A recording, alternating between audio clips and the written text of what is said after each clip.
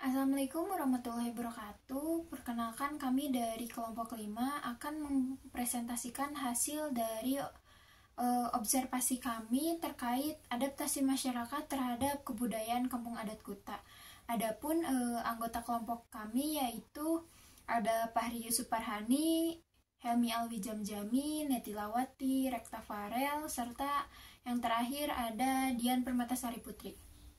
Ada gambaran Kampung Adat Kuta secara umum. Kampung Adat Kuta terletak di Desa Karangpaningal, Kecamatan Tambak Sari, berbatasan dengan Jawa Tengah dan lebih dikenal sebagai Kampung Adat. Serta geografis Kampung Adat Kuta berbatasan dengan Dusun Cibodas di sebelah utara, Dusun Margamulya di sebelah barat, serta Sungai Cijulang di sebelah timur dan selatan. Kampung Adat ini berdiri sejak masa Kerajaan Galuh. Kampung Adat Kuta dipimpin oleh seorang kepala desa yang memegang teguh kearifan lokal Sunda atau kebudayaan-budayaan pamali atau tabu, tradisi, agama, serta norma-norma yang harus dipatuhi dalam upaya menjaga keseimbangan dan keselarasan alam sekitar. Budaya pamali atau tabu merupakan suatu aturan atau norma yang mengikat kehidupan masyarakat Kampung Adat Kuta yang mengatur dari bangun tidur sampai tidur kembali. Selain itu, Kampung Adat Sunda mempunyai upacara-upacara adat yang biasa dilakukan dan terus dijaga oleh generasi ke generasi. Luas Kampung Adat Kuta sekitar 97 hektar, mencakup 40 hektar hutan lindung, pemukiman, sawah, ladang, kebun, kolam ikan, jalan, tanah lapang, gunung, dan mata air keramat. Rumah-rumahnya berjejer di tepi jalan kampung atau mengelompok pada tanah yang datar. Setiap rumah berpekarangan luas dengan tanaman pokoknya yaitu kawung. Tidak heran mayoritas penduduknya bermata pencaharian sebagai pengrajin gula aren. Selain ada petani sawah, peternak, dan pengrajin anyaman, seluruh warga Kampung Kuta beragama Islam. Baik, selanjutnya di sini saya akan menjelaskan mengenai larangan-larangan yang ada di Kampung Adat Kuta. Nah, di Kampung Adat Kuta ini masyarakatnya masih memegang teguh kearifan lokal seperti adanya budaya pamali atau lebih dikenal sebagai larangan tabu. Nah, yang mana larangan-larangan ini diyakini dan dijalankan oleh masyarakat Kampung Kuta dan diketuai oleh ketua adat atau biasa disebut dalam Sunda disebut dengan kuncen. Nah, larangan-larangannya itu diantaranya ada seperti yang pertama, tekenging di sepatu atau di sendal, tekenging memakai emas lamun rek asup ke tempat keramat. Artinya, tidak boleh menggunakan sepatu atau sandal, tidak boleh menggunakan perhiasan dari emas jika masuki tempat-tempat keramat. Nah, di dalam Kampung Kuta itu ada yang namanya hutan larangan. Hutan larangan ini diperbolehkan dan hanya diperbolehkan pada hari-hari tertentu dan juga oleh orang-orang tertentu. Nah, syaratnya untuk masuk ke hutan larangan ini, yang pertama itu mereka tidak boleh menggunakan apapun selain pakaian yang mereka pakai. Makanya dalam poin pertama dituliskan bahwa tidak boleh menggunakan sandal ataupun emas dan lain sebagainya. Yang kedua ada poin larangan yaitu tekenging nyiduh, kahampangan, kaberatan di tempat keramat. Artinya tidak boleh meludah, membuang air kecil, buang air besar di tempat keramat. Sama seperti poin pertama, bahwa Kampung Kuta itu mempunyai hutan larangan yang tidak boleh dan harus diaturi peraturannya oleh masyarakat yang ingin masuk ke dalam suatu hutan larangan. Nah, karena masyarakat itu percaya bahwa Kampung Kuta ini sebagai kampung yang suci, apalagi hutan larangannya mereka meyakini bahwa hutan larangan itu sama halnya seperti masjid. Nah, jadi harus suci, tidak boleh terkena hal-hal yang najis dan tidak boleh terkena barang-barang selain pakaian yang kita pakai. Karena menurut mereka kita harus menyeimbangkan antara keselarasan alam dan juga kita sebagai pelaku di dalam masyarakat. Kemudian yang ketiga adalah jalma nu mau tekenging dipendem di kuta. Artinya, setiap orang yang meninggal tidak boleh dikuburkan di kampung kota. Makanya di kampung kota itu ada batasan-batasan daerah. Ketika masyarakat kota meninggal, masyarakat kota itu diurusi oleh masyarakat kampung kota, tetapi dimakamkannya di luar kampung kota bersama masyarakat umum pada lainnya. Karena sebenarnya masyarakat kampung kota ini menganut agama Islam, tetapi lebih mengedepankan pada kearifan-kearifan lokal seperti yang sudah saya jelaskan tadi. Nah, makanya masyarakat kota pun menganggap bahwa kampung kota merupakan kampung yang suci, sama halnya seperti masjid dan sama halnya seperti kota Mekah yang tidak boleh ada pemakaman selain di luar kampung kota. Selain itu juga ada larangan-larangan lain yang dipatuhi oleh masyarakat kampung kota, di mana masyarakat percaya bahwasannya sebelum bepergian masyarakat kampung kota selalu melihat hari ataupun bulan tertentu.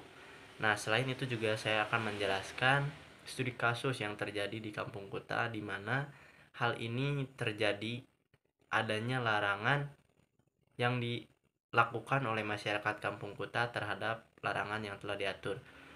Larangan tersebut adalah tekenging ngadamel bumi ku tembok, suhunan tekenging nganggo genteng gitu. Nah, di mana dalam studi kasus tersebut ada salah satu masyarakat kampung kota yang sudah menikah berpasangan dan ingin membangun rumah, namun larangan tersebut itu dilanggar sampai akhirnya ada suatu bangunan yang akan menjadi rumah baru hanya pondasinya saja, namun belum menjadi sebuah rumah dan tidak diteruskan sampai saat ini, di mana rumah tersebut tidak dilanjutkan karena melanggar aturan kampung kota. Dan sampai hari ini pun orang yang melanggar tersebut telah meninggal dunia, kedua orang tersebut telah meninggal dunia. Upacara-upacara adat yang ada di kampung kota itu ada 3. Yang pertama ada upacara adat nyuguh, yang kedua ada upacara hajat bumi, yang ketiga ada babarit. Yang pertama yaitu upacara adat nyuguh. Upacara nyuguh merupakan upacara tahunan yang selalu diselenggarakan setiap tanggal 25 Safar dalam hitungan kalender Jawa atau kalender Islam. Kegiatan ini dilakukan di Sungai Cijulang dengan menyajikan beberapa makanan seperti ketan dan apem. Selain menyajikan makanan tradisional, biasanya disajikan pula makanan khas kampung adat kota seperti sayur jantung pisang, sayur rebung, sayur umbut kelapa, atau sayur pohon aren. Dalam pelaksanaannya, masyarakat kampung kota berbondong-bondong mengunjungi balai pertemuan. Kemudian ketua adat dan kuncen bersama tokoh masyarakat memulai upacara dengan membawa dongdang yang diisi makanan tradisi ketupat. Kemudian dondang tersebut nantinya dijadikan sarana nyuguh yang dibawa masyarakat dengan diiringi kesenian gondang, rengkong, dan dogdog. Setelah sampai di dekat Sungai Cijulang, kemudian kuncen mulai melakukan upacara dengan diiringi doa-doa secara Islami. Setelah selesai, kemudian menuju balai sawala atau balai pertemuan untuk mengikuti hiburan seni ronggeng. Yang kedua ada upacara hajat bumi. Upacara ini dilaksanakan ketika masyarakat kampung kota akan melaksanakan kerja mengolah lahan pertanian. Proses ritual upacara hajat bumi ini dimulai dengan memotong kambing sebagai syarat yang ditentukan oleh kuncen. Hal ini dilakukan sebagai ungkapan rasa syukur atas panen yang didapat dan memohon pertolongan agar panen yang akan datang diberi kelimpahan dan keberkahan. Upacara ini dilaksanakan pada bulan September hingga November, bulan dimulai untuk melakukan cocok tanam. Upacara hajat bumi dipimpin oleh kuncen dan diikuti oleh seluruh warga dengan membawa makanan serta sesajen atau sesaji. Sesajen artinya ngejenan atau rasa hormat. kepada para leluhur dan penguasa alam. Sesaji merupakan perantara hidup manusia dengan leluhur yang berupa makanan dan minuman. Yang ketiga, ada babarit. Babarit ini merupakan upacara untuk menolak bala bahaya. Upacara babarit ini dilakukan saat terjadi bencana seperti tanah longsor, gempa bumi, ataupun wabah penyakit. Ketika terjadi hal seperti itu, kuncen akan berdoa kepada penguasa alam dan karuhun agar masyarakat kampung adat kuta ini tetap sehat dan selamat. Pada hari tertentu, terutama hari Senin dan Jumat, hutan suci ini dapat dikunjungi. Adaptasi budaya yang dilaksanakan oleh masyarakat kampung adat kuta. Masyarakat kampung adat kuta telah melakukan adaptasi budaya untuk menjaga dan merawat kondisi lingkungan dengan menjunjung tinggi nilai kebersihan.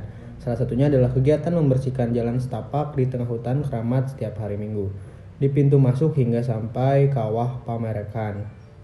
Tindakan ini mencerminkan nilai-nilai kebersamaan dan gotong royong yang masih kuat dalam masyarakat kuta. Mereka juga memiliki tanggung jawab terhadap pelestarian hutan, sehingga rela mengorbankan waktu dan tenaga untuk kegiatan tersebut.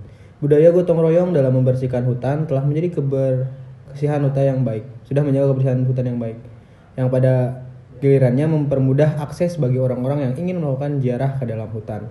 Selain membersihkan hutan secara rutin, masyarakat kuta juga melakukan patroli bulanan bersama kuncen dan beberapa warga kampung untuk menjaga hutan dari potensi kerusakan atau pencurian kayu. Patroli ini bertujuan untuk melindungi hutan adat dari pihak-pihak yang ingin merusak atau merampok sumber daya alamnya. Kearifan lokal yang dimiliki oleh masyarakat adat kampung kuta memainkan peran penting dalam menjaga dan melestarikan lingkungan hidup. Mereka percaya bahwa hidup berdampingan dengan alam adalah kunci dari keharmonisasian yang saling menguntungkan bagi kelangsungan hidup manusia dan lingkungan sekitarnya. Dalam kehidupan sehari-hari, masyarakat kampung adat kuta mampu beradaptasi dan patuh dengan aturan-aturan yang ada. Adaptasi yang dilakukan masyarakat kuta menunjukkan kemampuan mereka dalam menghadapi tantangan dan mencapai keseimbangan dalam situasi yang mereka hadapi. Seperti yang dijelaskan kuncen, bahwa budaya itu bisa berubah seiring dengan zaman. Tetapi ada leluhur yang harus dijaga dan dipertahankan sampai kapanpun. Hal itu yang coba masyarakat kuta terapkan untuk beradaptasi dengan perubahan zaman dan tetap mempertahankan adat istiadat mereka hingga mampu bertahan sampai saat ini. Ini ada beberapa dokumentasi bersama Ki Warja sebagai sesepuh di kampung adat kuta. Adapun kesimpulan yang dapat diambil dari hasil observasi kelompok kami, yaitu masyarakat adat kampung kuta adalah tanah suci di mana banyak aturan atau larangan atau pamali yang harus diikuti oleh masyarakat sebagai pedoman hidup sehari-hari. Aturan atau pamali yang ada di kampung kuta merupakan bagian tak terpisahkan dari kehidupan masyarakat kuta. Mereka bukan hanya sekadar peraturan, tetapi juga mencerminkan nilai-nilai dan keyakinan dan yang turun-temurun menjadi panduan dalam menjaga harmoni sosial dan spiritual di tengah masyarakat kuta. Sekian penjelasan dari kelompok kami. Wassalamualaikum warahmatullahi wabarakatuh.